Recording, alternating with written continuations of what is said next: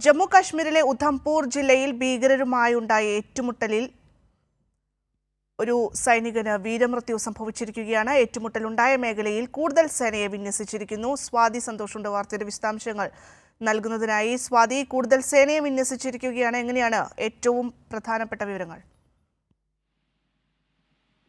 ഭദ്ര, ഈ ഉധംപൂർ ഉൾപ്പെടെയുള്ള ഏറ്റവും പ്രധാനപ്പെട്ട മേഖലകളിലാണ് കനത്ത സുരക്ഷ ഏർപ്പെടുത്തിയിട്ടുള്ളത്. ഈ സൈന്യവും അതോടൊപ്പം ഭീകരരുമായുള്ള ഏറ്റുമുട്ടൽ ഈ പഹൽഗാം ഭീകരാക്രമണത്തിന് പിന്നാലെ തന്നെ വിവിധ മേഖലകളിൽ തുടരുന്ന സാഹചര്യമുണ്ട്. ഇതിന് പിന്നാലെ തന്നെ സംയുക്തമായിക്കൊണ്ട് കേന്ദ്രസേനയും അതോടൊപ്പം ജമ്മു കാശ്മീർ പോലീസും സംയുക്തമായിക്കൊണ്ട് ഒരു ഓപ്പറേഷൻ തുടങ്ങിയിട്ടുണ്ട്. ആ ഓപ്പറേഷൻ വിവിധ മേഖലകളിൽ തുടരുന്ന സാഹചര്യമാണ് ഇപ്പോഴും ഉള്ളത്. ഈ ഉധംപൂരിലാണ് ഇപ്പോൾ ഒരു സൈനികന് വീരമൃത്യു ഉണ്ടായിട്ടുള്ളത്.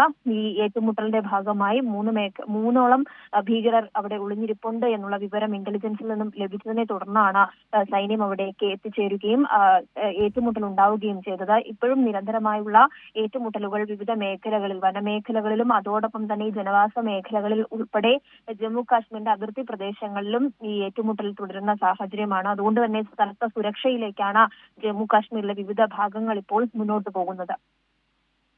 ജമ്മു കാശ്മീരിലെ ഉധംപൂർ ജില്ലയിലാണ് ഭീകരരുമായി ഏറ്റുമുട്ടലുണ്ടായത്. സൈനികന് വീരമൃത്യു സംഭവിച്ചിരിക്കുന്നു. ഏറ്റുമുട്ടലുണ്ടായ മേഖലയിൽ കൂടുതൽ സൈന്യത്തെ ഇപ്പോൾ വിന്യസിച്ചിരിക്കുകയാണ്.